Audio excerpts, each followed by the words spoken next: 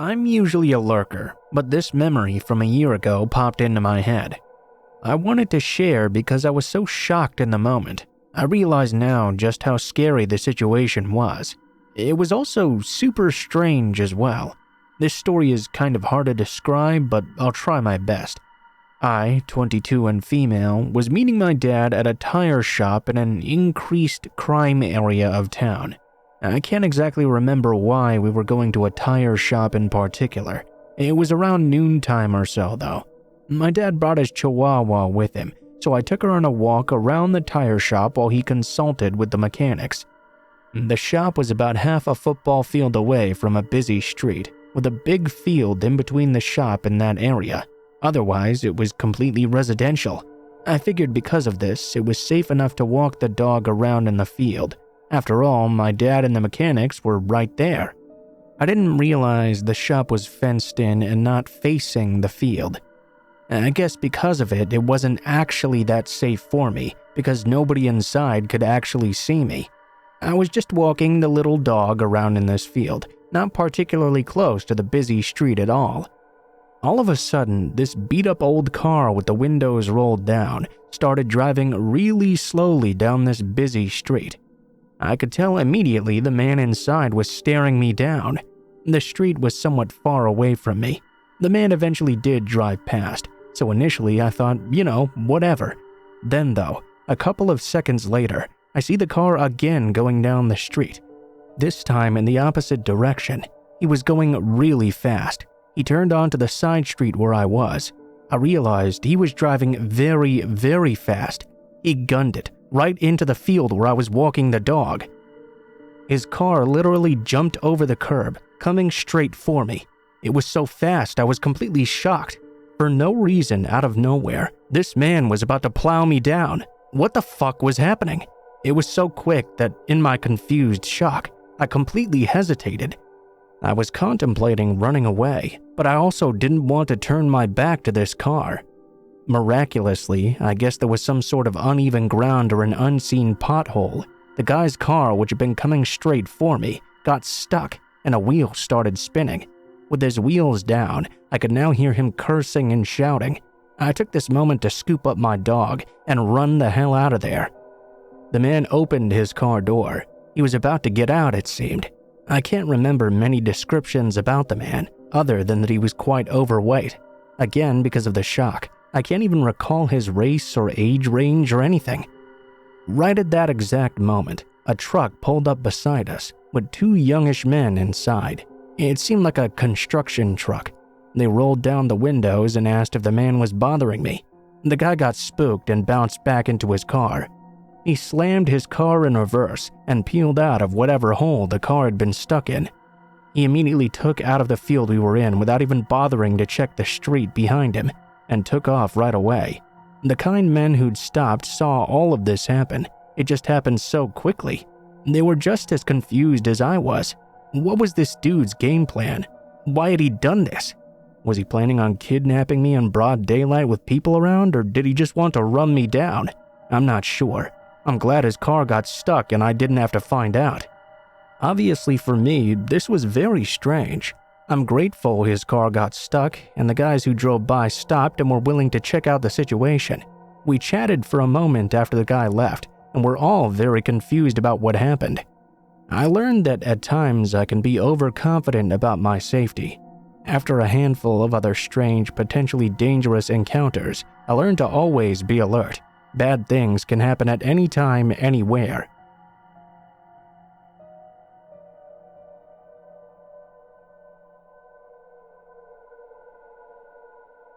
Every day I walk home from school with my friend. She only lives a little bit away from me, so our routes line up perfectly. At the start of the school year, we noticed there was a man who would usually be looking out at us from his window whenever we walked home from school. We of course found that a little bit weird, but ultimately we didn't think too much of it. A few months ago, after the heat of the summer died down a bit, he started to sit out on his porch every time we walked by instead. Usually he would simply smile at us. Sometimes I'd smile back, but usually I just ignored him. One day, as I was walking by his house, he happened to wave to me from where he was sitting. I stopped and waved back at him and told him to have a nice afternoon as I walked past. It felt a little bit strange. Instead of replying, he just gave me this really weird look. Eventually, I forgot about the whole thing though. Once, when my mother was at work and I was alone at our house, I noticed the man walking past my house several times through my window. I felt very creeped out and uncomfortable.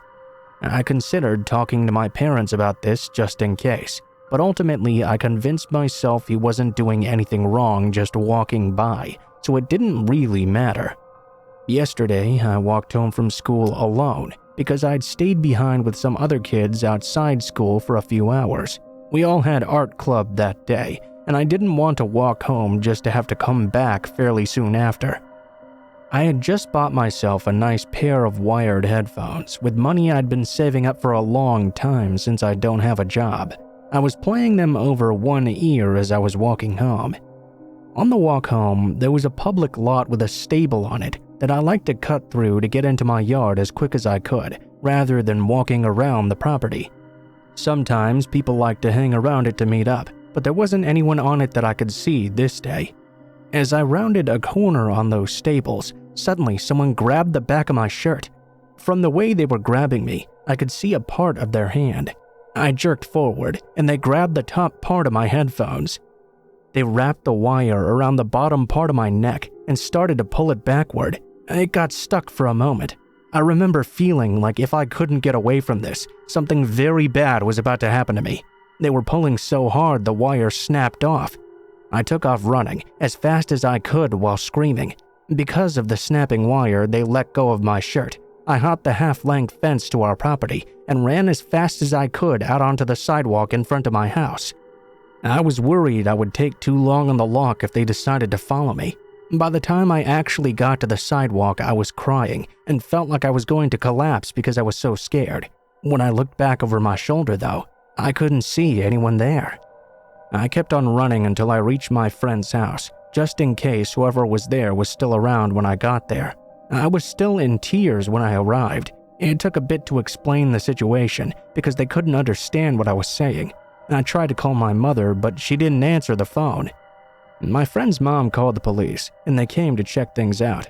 There was nobody at the stables. They told me it was most likely some kid trying to mess around, but they escorted me home to where my mother was waiting for me anyway. I didn't tell them about the old man. I was worried they would think I was crazy, considering he had never actually technically done anything. There's something in my mind, though, that keeps telling me it was him who'd grabbed me at the stables. When I was walking home from school today, I brought a screwdriver with me just in case I needed to defend myself. I also had my friend with me too. My mother offered to pick me up from school, but I was worried that if I had shown how the encounter affected me, then the man might escalate things even more. I started to avoid the stables as well, and my friend made sure I made it to the door from then on. After that incident too, I didn't see the guy out on his porch or through the window, so I'm still not fully sure if it's him or not. I feel terrible that my headphones broke, but I can't help but wonder what would have happened if they didn't.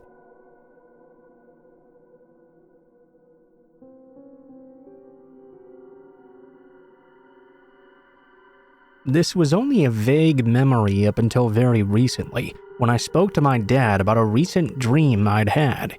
He confirmed that the dream was something that actually happened to me when I was younger. He filled in some of the more hazy details. These details I'm now going to share with you. It was 1995, and we just moved into an upper-class neighborhood in Southwest Florida. Compared to my previous neighborhood full of professional adults and elderly couples, this neighborhood was a haven full of children my age. There was even a neighborhood park and a community pool. Things started to get real weird right from the get-go, though. My third night there, I began to hear this weird tapping on my window. Being as my bed was right up against the wall where the window was, I was not about to sit up and just investigate. The tapping continued for about 20 minutes. I guess in the meantime I must have fallen asleep, because the next thing I knew it was suddenly morning. I thought maybe it had just been a dream, and put it out of my mind for as long as I could. I got ready for school and went down to the bus stop, waiting with my sister who was 2 years older. Out of nowhere, this older man came up to the both of us and started to talk about how he wished his daughter was around on the weekdays so she could go to school with us and ride the bus. He then offered to drive us to school since the bus seemed to be taking so long. We knew better, of course, and politely declined the man. We felt much more relieved when the big yellow bus pulled up a few moments later. The man seemed visibly disappointed, but still maintained his smile and told us to have a great day. We decided not to tell our parents because we thought they would get mad at us for talking to someone we didn't know. That night, the creepiness reached a whole new level, though. I began to hear more tapping on the window, only now it was far more distinct and much stronger as well. I turned over, thinking my blinds would still be down. I realized in complete horror that they were now pulled 3/4 of the way up. I was face to face with that same creep from earlier as he just stared in at me through my window. A slight smirk crossed his face. He told me to unlock the window so I could come outside and play with him and his daughter. I'm on the spectrum myself. I've trusted people way too easily because of this, and I thought about how fun that might be. Disregarding the time, I said in full sincerity, "Let me go ask my mom first." His face turned immediately into a scowl I'll never forget. He started to slam on the window and demanded I open it immediately. At this point, my dad rushed into the room and turned on my light. He had heard part of my side of the conversation and pieced together what was going on. He made eye contact with the man for about 2 seconds before running outside to confront him. Unfortunately, he did not catch up with the guy, but he did call the police. It turns out the man did have a daughter that he lost custody of due to sexually assaulting her years ago. She did not live with him and had not done so in a long time. I don't remember what he was charged with, but I believe he spent some time in prison since he was already on the registry.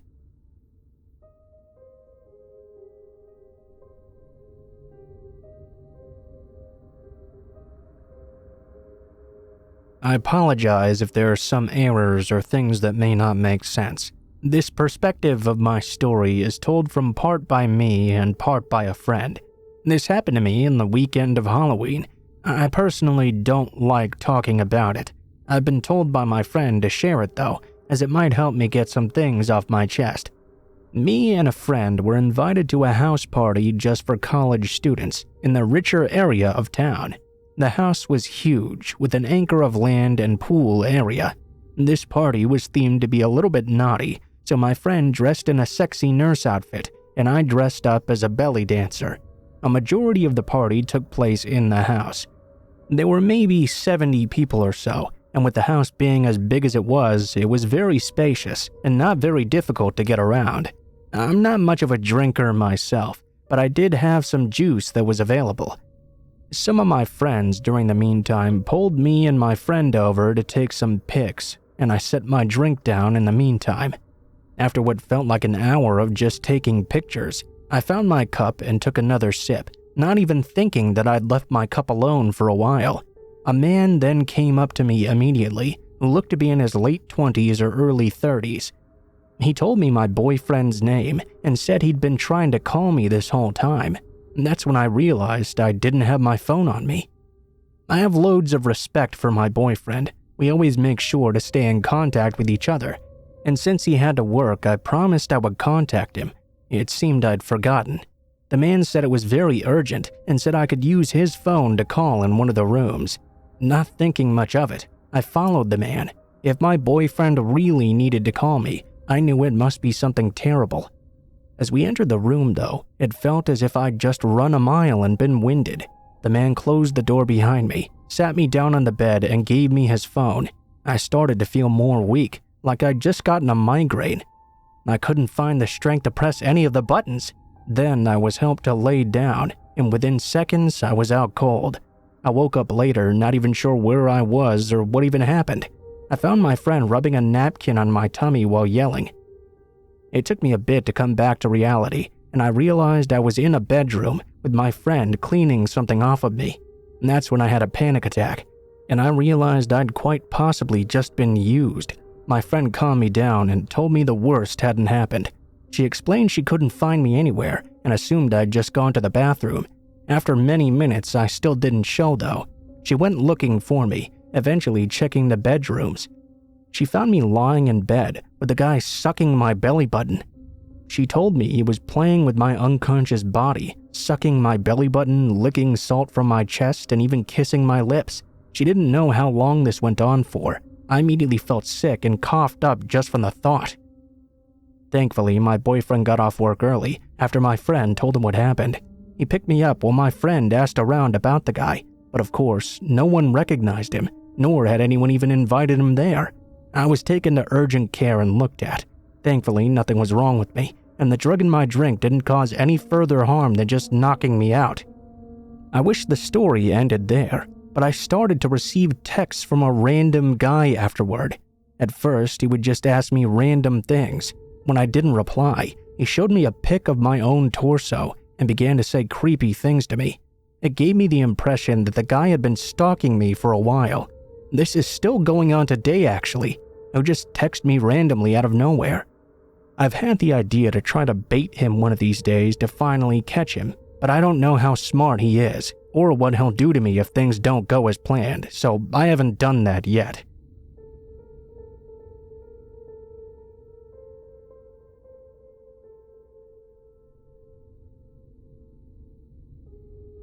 I grew up out in the wooded country in Illinois, on a short dead-end street 10 plus miles from town. There were 7 houses in the area, spread out on 2.5-acre wooded lots or larger each. There were no large wild animals, and people didn't meander there or show up lost ever. Actually, lost folks or large animals wandering around never happened once in the 20 years I lived there. Please keep that in mind. When I was a young girl in my early teens, I had a good guy friend a few years older than me who lived next door, Terry. Terry was allowed to go out with his friends much later than I was. He would sometimes tromp over to my yard after getting home late at night. He'd throw rocks from the gravel area outside at my window for me to come and chat with him. My bed was right next to that window. I'd open it up and we'd whisper stories and generally talk for a bit. My second-story window faced our backyard, and his house was to the side. I could see his house from my window over the shrub trees and walking path to his driveway. I'd often know if he was out or already home based on the light by his side door entrance. One time during the summer when my window was open, I heard a car in his driveway dropping him off. I was probably 14 years old, and it was around midnight or so. I heard Terry get out of a car and talk to his friends. Soon after, his friends pulled away. I called out softly, as loud as I could without waking my parents, asking Terry to stop by and chat. He didn't respond, as he probably didn't hear me. I then came up with the not-so-brilliant idea to sneak outside and scare him. I'd spent so many years in the woods learning how to blend in and be silent. As kids, we'd often sneak around and scare each other. I silently snuck down from the second floor and out my back garage door, which led to our backyard below my window. That led to Terry's house off the side to our gravel area, then through a well-worn path through the woods about 25 feet long. My parents had put in a gravel pit around the back of the house, probably because nothing much grew due to the shade of the oak trees. I picked my way expertly and silently across the log rounds facing Terry's house. My eyes got accustomed to the dark. I didn't see him anywhere. Also, at that time, I heard the door of his house close and the light going off, signaling he'd likely gone in and to bed. I waited for a bit. I thought I saw something move in the woods between our houses, but not on the path we'd always use. If you didn't use the path, there were wild rose and raspberry plants that had thorns and were quite painful to walk through if you weren't careful. I thought it was quite odd that he'd be in the woods, but maybe he wanted to scare me too, like I was planning to do to him. I saw something human-sized and dark, moving through the woods slowly and carefully, pausing every once in a while like me. It was coming closer, and I definitely saw it. It was strange, though, that he wasn't walking directly to my window to talk. I hunched down and waited in silence, wondering if I could startle him. I still thought it was Terry. I thought he'd seen me sneak out and was trying to scare me. I watched the dark outline of a human figure moving. Then I would lose all sight of it in the foliage. It seemed to be stalking slowly and listening and checking every few feet while hiding. I whispered after losing patience one last time for Terry, but he didn't answer. I got bored of hiding and crouching, so I quietly tiptoed back to my garage door and went back inside silently, locking up as I went. I snuck back upstairs to my room above the area where I was just standing. My window was open. I definitely heard someone walking around in the yard. I whispered again for Terry out my window, but got no answer. I then heard something fall and grunt pretty loudly in the window well right below my window. It wasn't enough to wake my parents, but definitely loud enough that I couldn't mistake it. It sent a shock of fear through me. If you aren't familiar with what a window well is, it's a semicircle-sized hole connected to the house, dug out about 3 or 4 feet deep and reinforced with metal. It allows a basement window to be put in below ground level, and the hole lets some natural light in. There's no way Terry would have fallen into our window well. We had been playing hide and seek and many outdoor games for years since we were young. Around the whole neighborhood, we knew every aspect of that area. The grunt sounded like a person. They pulled themselves out quickly. That's when I realized this was not a fun game. Someone was out there, and it was not Terry. I tried to look outside my window as best I could, but there was a screen to keep the bugs out. I couldn't lean my head out because of this to see next to the wall of our house directly below me. I heard the crunch of rocks as whoever it was stepping all over the noisy gravel. I pretty much sat there with my face pressed against the screen 2 stories up for half an hour. I never heard them leave. I grew too tired to stay awake though, and eventually passed out on my bed right next to the window. There were a few things I'm certain of. It was not Terry. I asked him later and he said he went to bed that night when he got home. I'm pretty sure it also wasn't one of our neighbors.